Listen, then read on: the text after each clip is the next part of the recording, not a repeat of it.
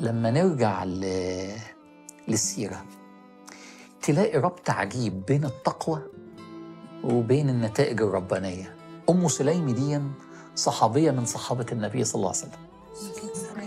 أم سليم متجوزة راجل بتتقي ربنا فيه جدا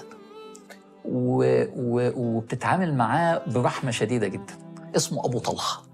خلفوا ولد وحيد.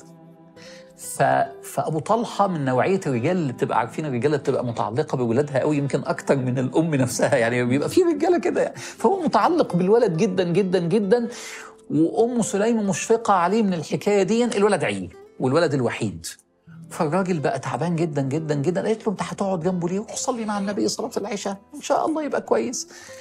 مات الولد. اتقت ربنا في جوزها، مش عايزة تبلغه لما يجي إن الولد مات، لأن المدينة بتقفل بعد العشاء، ما فيش حاجة، يعني هيقعد يعيط جنبه وينهار.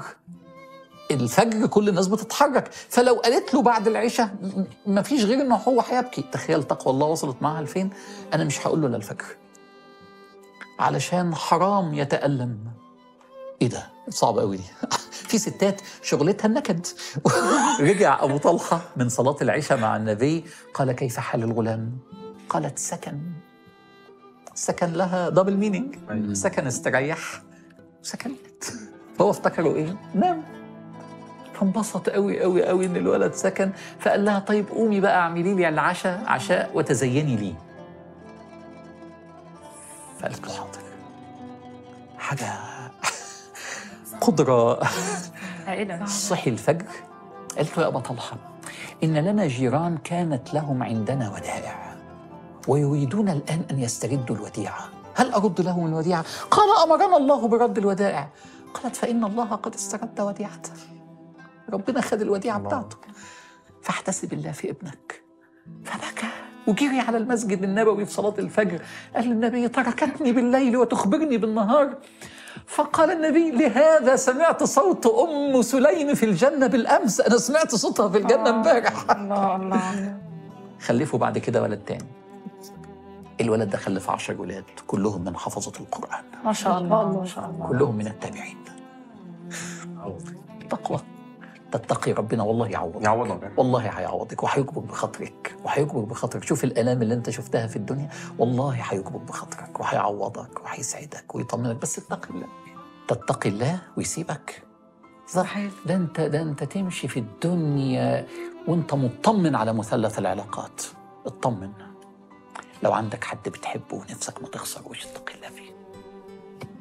لو عندك حد بعدت عنه ونفسك ترجع العلاقة حلوة، اتقي الله فيه.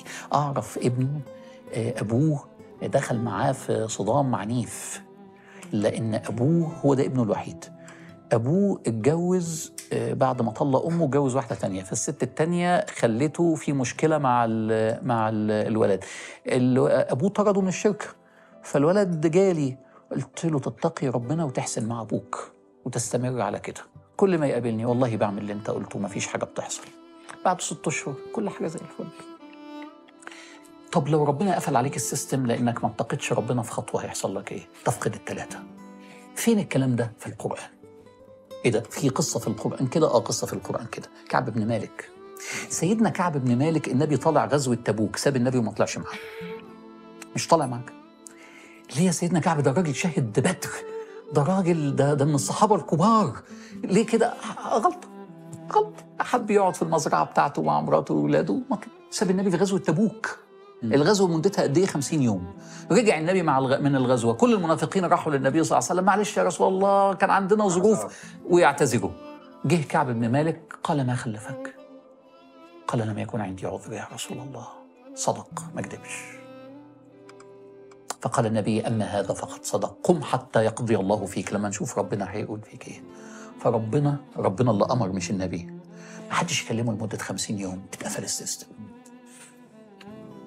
هو أهم ناس 3 في حياته مين؟ كعب بن مالك. النبي بمنزلة الأب، وابن عمته صديق عمره أبو قتادة، ومراته. مش هم دول المثلث؟ دي قصة في القرآن. إيه اللي حصل؟ ما حدش بيكلمه 50 يوم. طب اشمعنى 50 يوم؟ لأن المدة الغزوة 50 يوم والجزاء من صنف العمل.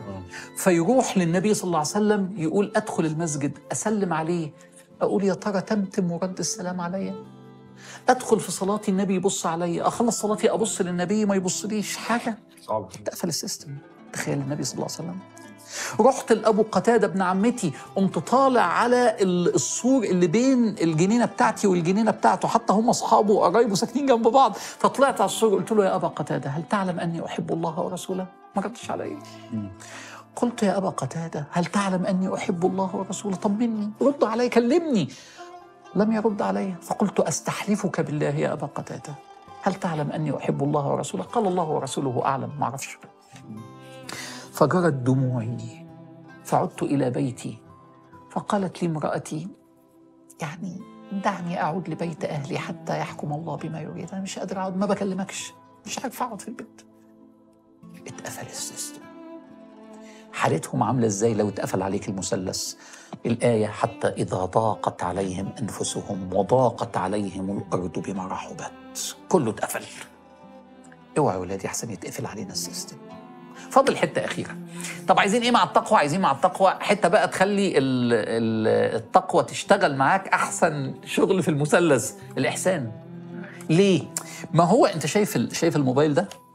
الموبايل دون معاك كويس، يا سلام، معاك وسيلة تواصل عظيمة، عامل له اكتيفيشن، مفعله؟ لا مش مفعله، يبقى لازمته إيه؟ التقوى تفتح لك السيستم.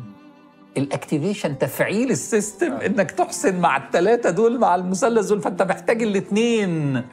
عشان كده دايما يتجمع في العلاقات العائليه التقوى والاحسان. وان امراه خافت من بعلها نشوزا او اعراضا، اسوا حاجتين في العلاقات الزوجيه. نشوز يعني اذيه او خيانه، اعراضا يعني هاجرها مش قادر يبص في وشها، في اسوا من كده؟ فلا جناح عليهما ان يصلحا بينهما صلحا والصلح خير، وان تحسنوا وتتقوا فإن الله كان بما تعملون خبيرا. الاثنين.